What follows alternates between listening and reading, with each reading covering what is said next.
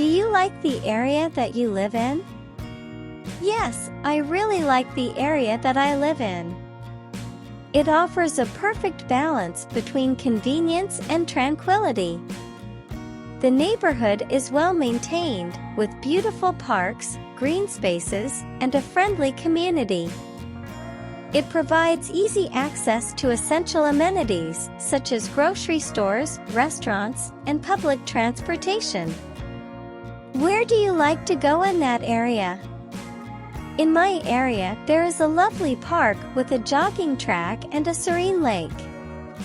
I enjoy spending time there, especially in the mornings or evenings, taking walks or simply sitting by the lake and enjoying the peaceful surroundings. Additionally, there is a cozy coffee shop nearby where I often go to relax and catch up on reading. Do you know any famous people in your area? While I am not personally acquainted with any famous individuals in my area, there have been instances where I have come across local celebrities or public figures during community events or cultural gatherings. It is always interesting to see them being involved in community initiatives and supporting local causes. What are some changes in the area recently? Recently, there have been several positive changes in the area. The local government has undertaken initiatives to improve the infrastructure, including renovating roads, enhancing public transportation options, and creating more green spaces.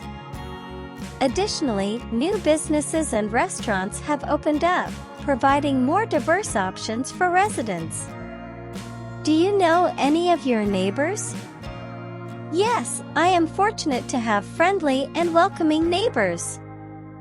We have developed good relationships and often engage in friendly conversations. We occasionally organize small gatherings or neighborhood events, which provide an opportunity to strengthen community bonds. How often do you make telephone calls? Why or why not? I make telephone calls quite regularly. It is an essential mode of communication for me to stay connected with friends, family, and colleagues. It allows for real-time conversations, which can be more personal and efficient for certain matters.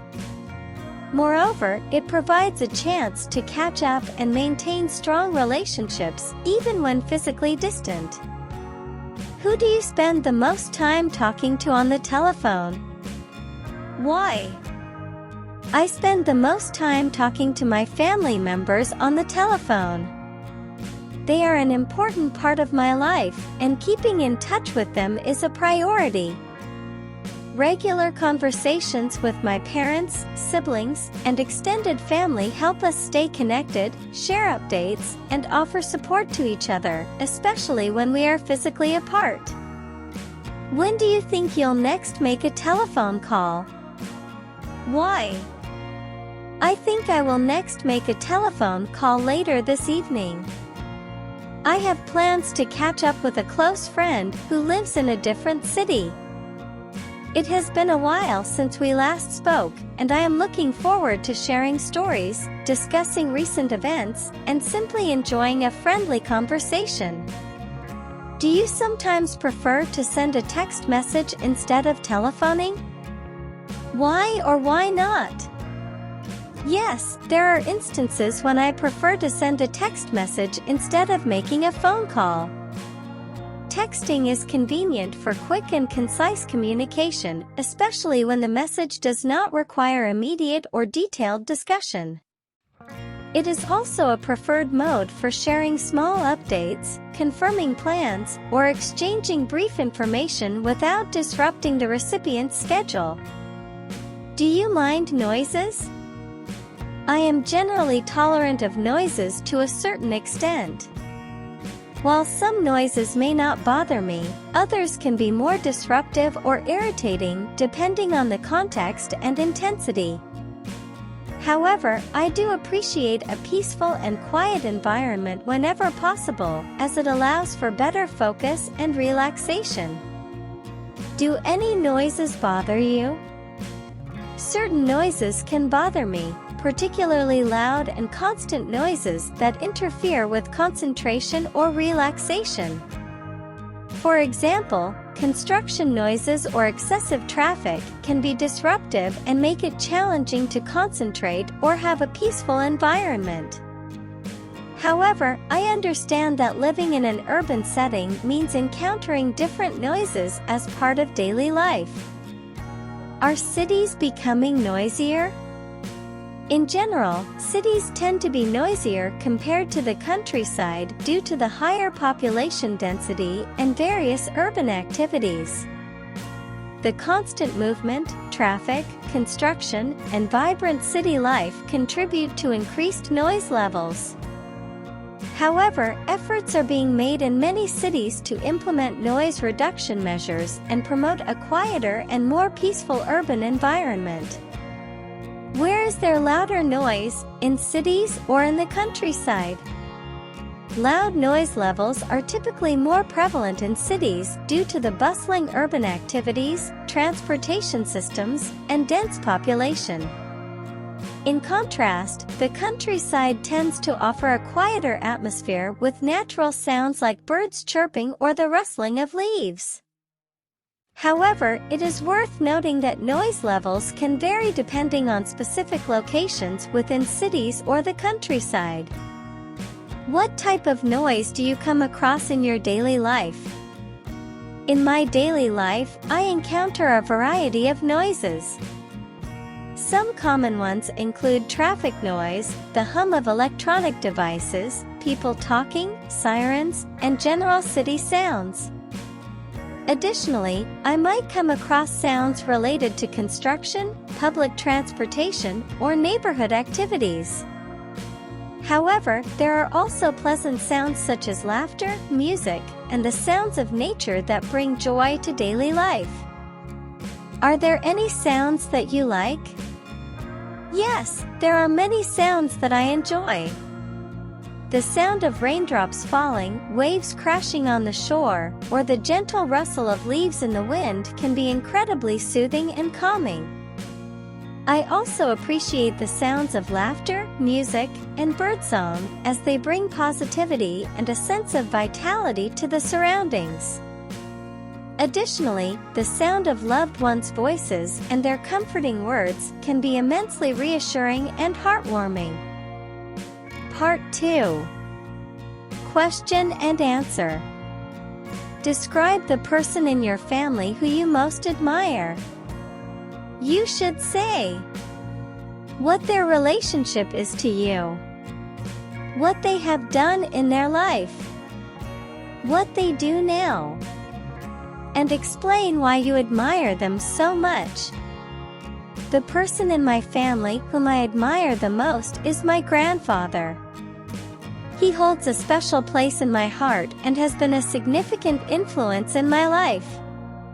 My grandfather is my maternal grandfather, so we share a strong bond as family members.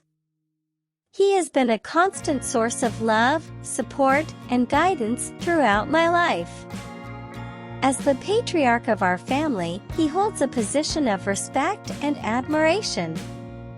Throughout his life, my grandfather has accomplished remarkable things. He worked tirelessly as a school teacher, dedicating himself to shaping the minds of countless students. His passion for education was evident in his commitment to his students' success and his willingness to go the extra mile to ensure they received a quality education. After retiring from his teaching career, my grandfather continued to contribute to society in meaningful ways. He devoted his time to volunteer work, focusing on initiatives related to education and community development. His selflessness and dedication to serving others have left a lasting impact on the lives of many. Even in his current phase of life, my grandfather remains an active and engaged individual. He spends his time pursuing his hobbies and interests, which include reading, gardening, and playing traditional musical instruments. His enthusiasm for lifelong learning and his curiosity about the world inspire me to embrace new experiences and constantly seek personal growth.